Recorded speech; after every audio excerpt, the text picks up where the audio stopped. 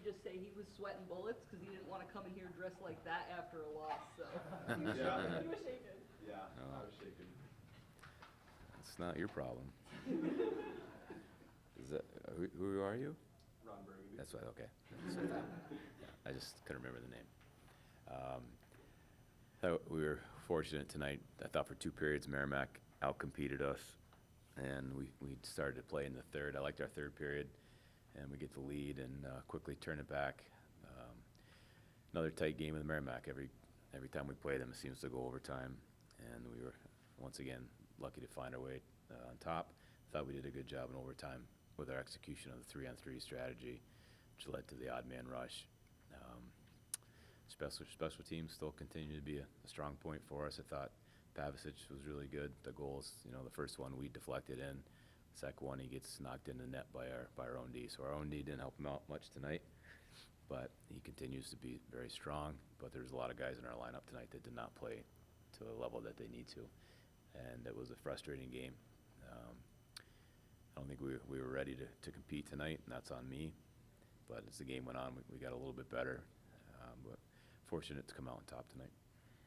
The power play in the third period, do you think that sort of got you guys going a little bit with how well you played on the power play late in the second? Well, it got us going, and then it hurt us because we're coming up the ice slow. We can't execute an easy pass, and then we take a penalty, and then the game's we're back on our heels again. So, yeah, the power play is, we need it to be really good. It's been really good all year, and it was a factor tonight.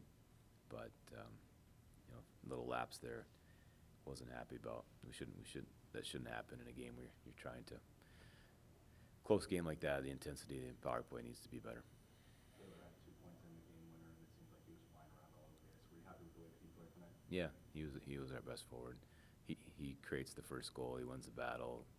He's using his size and his speed, right? And he's not exposing pucks. He's winning more battles. But his size and speed is really tough to deal with, and that's what we've been trying to convince him that he has those assets. He's got to maximize them, and he has been the last number of games. He's becoming a big factor, and that's huge for us. Both Ryan Bonback and Taylor scoring, is it kind of big to see that third line contributing to the goals? They're not the third line. It's the sophomore line. Yeah, it's great. I put those 3 together. They're good friends, and I said, you guys need to create an identity. Like, it helps to have an identity that you can fall back on and lean on. And Lautenbach's fast, and Taylor's fast, and then Taylor and Mercury are big kids, so it's a lot of size and speed. So it should be a tough line to deal with, and they're our best line tonight.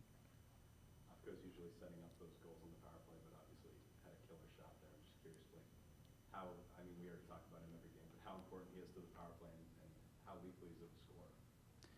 Yeah, he scored goals like that last year, so it's not like a surprise. He's very capable of that, and I'd noticed before the game that he hadn't scored yet this year, and so it's good that he has a goal. But that was a huge. We needed the power play.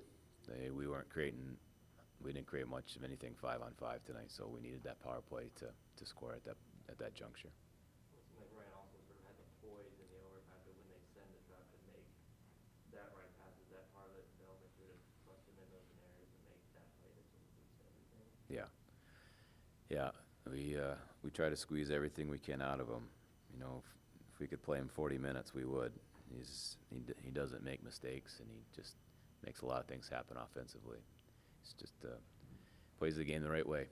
When he doesn't have the puck, he plays real hard without it, and when he has it, he does really special things. So he's usually a big factor in games for us. How satisfying the sound is that when it sort of dings in off the post there? You know what? You guys can believe this or not. I didn't think we played very well tonight, so I'm glad we found a way to win. But I'm not going to go home tonight with a smile. We weren't very good. I told them, I felt like we regressed. We were taking big steps, and then we talked all week about this is Hockey East. Things are going to crank up here. They're going to ratchet up. And Merrimack's a team I have a lot of respect for how hard they play. They're well coached, and they do a lot of things really well. And we weren't ready for it. And so You know, hopefully what we'll take out of the night tonight is we're humbled a little bit and maybe get our heads back on our shoulders and decide be ready to play tomorrow night. Expanding on that a little bit, considering a lot has been said about how close you and Merrimack play, you know, whenever you meet, but have you talked with your players about, you know, because of all the success you've had over the last couple of years, national championships, conference championships, you know, you're going to get an effort like this every night from everybody you play. You feel like you guys have a target on your backs in that regard? You know, we dealt with that all last year. If we do, I think it's become the norm maybe a little bit.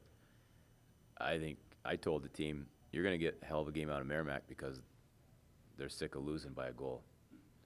You know, 4 times last year, 2 in overtime and 1 with 6 seconds left. So they're right there, and that's what I told the team all week. I said, they're going to have they got a lot of reason to play hard. We need to be ready for it, and we weren't. We weren't.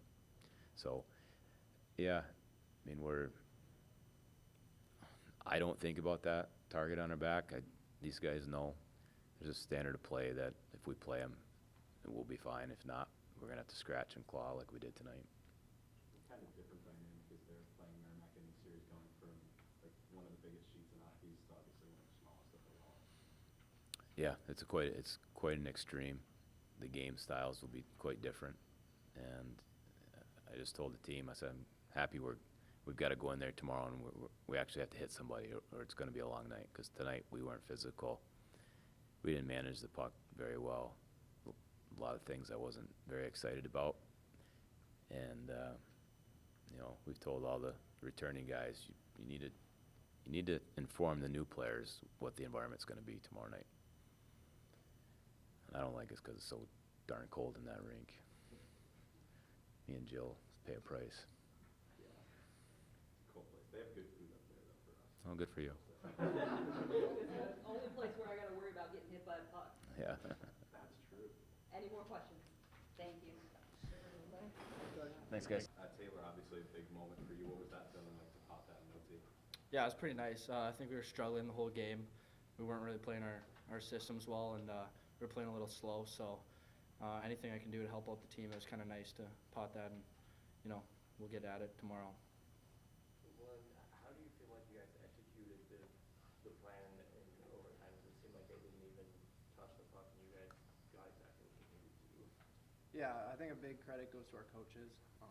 You know, we practice 3-on-3 a good amount during the week, and you know they have a plan, but we just try to read off each other. You know, I think it was a good team mindset in overtime, changing a lot. A lot of guys were on the ice compared. I don't think Merrimack was able to change, so we had fresh legs out there, and I think that really helped us.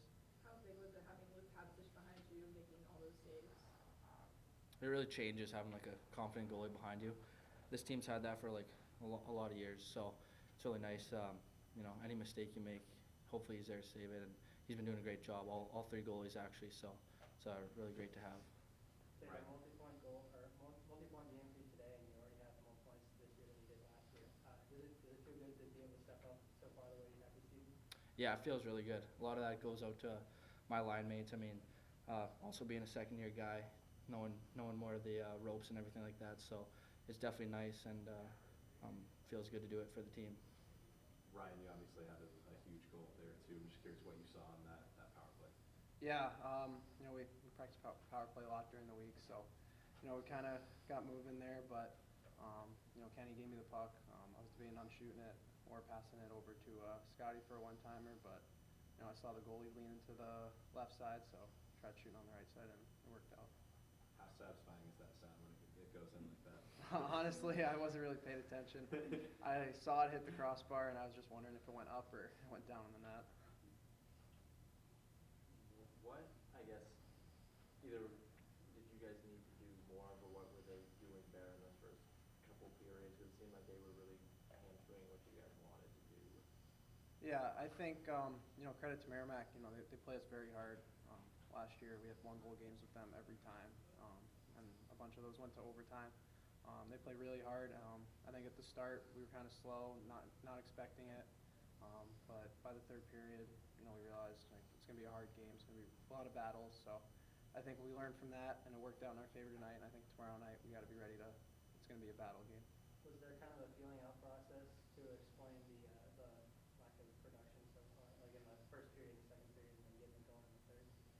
I think, yeah, just a Hockey East game, a lot harder. We gotta be prepared for that, and yeah, like he said, give credit to Merrimack, they're a hard team to play, and I think, it was just something new to our team, and we have a lot of new guys, so, we just gotta be prepared for the next one. Merrimack sheet's obviously much different than here, and you guys have experienced that before. I'm curious what sort of message you sent to the guys that maybe haven't experienced that sort of drastic jump from night one to night two yet. Yeah, I think the message is actually really important. I remember last year, when we were freshmen, the older guys and the coaches were saying it's a lot different compared to our ice sheet, which is a lot bigger. It's really tight in there, and I think we've been trying to do that a lot this week with all the new guys we have, especially the freshmen. So, yeah, I think build off the third period and overtime tonight, and we'll be ready to go tomorrow. Do you guys feel like tonight was sort of typical of what you guys see every night, considering all the success you guys have had with national championship 2 years removed, conference championship? I don't want to use the term target on your back, although I just put it in your head. Do you feel like tonight was pretty typical of what you guys are going to see? People are hungry to beat you guys. Yeah, exactly. I think we all need to realize that. I feel like that's part of why our first period was the way it was. Like Merrimack, they're gonna get up, they're gonna come out flying at us. Every team is this year, especially in Hockey East. So I think we need to realize that and play really hard. Anything more for these guys? Thank you. Thank you, guys. Thank you.